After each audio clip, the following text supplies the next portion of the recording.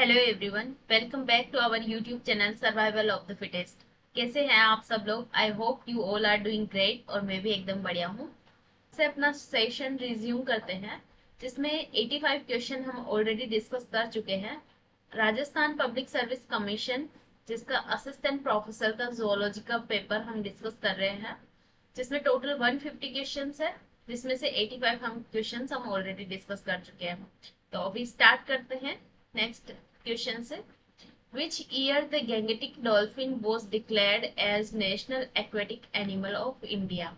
तो सबसे पहले तो national aquatic animal of India क्या है? गैंगेटिक डॉल्फिन है। और इसको डिक्लेयर किया गया था 5 अक्टूबर 2009 को as a national aquatic animal. तो यहाँ पे 2009 आंसर हो जाएगा। और इसको डिक्लेयर किया था national Ganga river basin authority के थ्रू। तो इसका आंसर हो जाएगा option number third. Next question is Ramgarh Vishdhari wildlife sanctuary is situated at. तो Ramgarh Vishdhari wildlife sanctuary, जिसको इसको टाइगर रिजर्व भी बनाया गया है। तो इसको रिसेंटली अभी ये 52nd वाला जो टाइगर रिजर्व है ये बना था 2022 में। तो ये एक्सपेक्टेड था क्वेश्चन आना। तो Ramgarh Vishdhari wildlife century जो है ये बूंदी डिस्ट्रिक्ट के अंदर है, राजस्थान के बूंदी डिस्ट्रिक्ट में। और बूंदी के पास में सवाई माधोपुर में रणथंबोर है, रणथंबोर टाइगर रिजर्व है। इसके अलावा कोटा में जो मुकुंद्रा हिल्स है वो भी टाइगर रिजर्व है। तो मुकुंद्रा हिल्स और रणथंबोर के बीच का कॉरिडोर बनाता है ये बूंदी डिस्ट्रिक्ट। तो इसमें है Ramgarh Vishdhari wildlife century, जो एक टाइगर रिजर्व भी है। जयपुर के अंदर देखें तो यहाँ पर नाहरगढ़ वाइल्ड लाइफ सेंचुरी है। धौलपुर के अंदर वन विहार सेंचुरी है। और अलवर के अंदर most famous Sariska tiger reserve है। तो यहाँ पे आंसर हो जाएगा हमारा option number third. Next question is which of the following is not a heavy metal water pollutant. तो हैवी मेटल्स के कैटेगरी के अंदर हम रखते हैं mainly mercury, lead and cadmium. ये हाईली टॉक्सिक हेवी मेटल्स हैं जो वाटर पोल्यूटेंट्स के अंदर प्रेजेंट रहते हैं। कैडमियम बोन्स को और किडनी को ज्यादा अफेक्ट करता है। लेड यहाँ पे ब्रेन को अफेक्ट करता है। और मर्करी भी मीनामाटा डिजीज जो कोज करता है मर्करी की वजह से होता है। तो यहाँ पे आयरन जो है वो as a micronutrient work करता है। इस वजह से इसको हाईली टॉक्सिक की कैटेगरी में नहीं रखा जाता है। इसकी कुछ अमाउंट में रिक्वायरमेंट होती है बॉडी को। और अगर ये एक्सेसिव हो जाए तो वाटर के टेस्ट को थोड़ा चेंज कर देता है, लेकिन इसका कोई हार्मफुल ज्यादा इफेक्ट नहीं होता है जब तक कि ये ज्यादा ही लिमिट को क्रॉस नहीं कर जाए। तो इसको हाईली टॉक्सिक वाली कैटेगरी में कंसीडर नहीं करते हैं।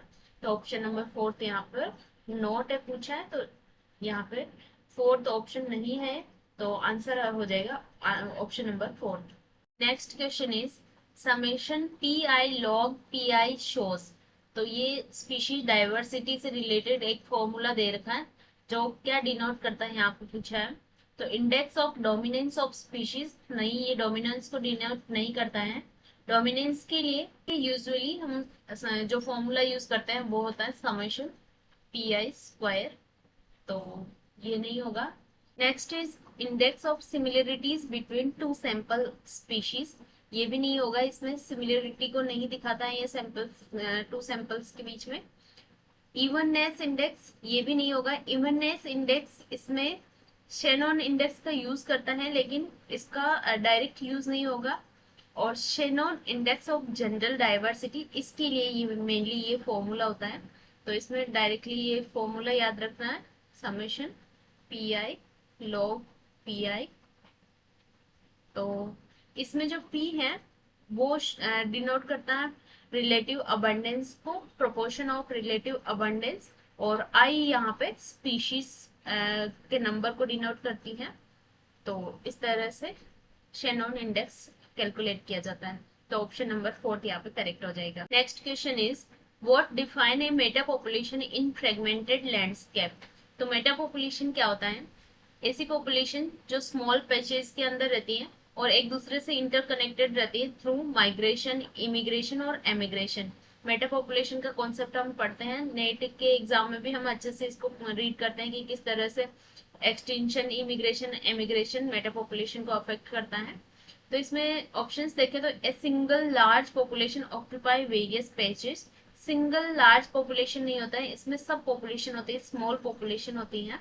पॉपुलेशन के कुछ सब पॉपुलेशन इसमें अलग अलग पेचेज में रहती है और एक दूसरे से इंटरकनेक्टेड रहती है।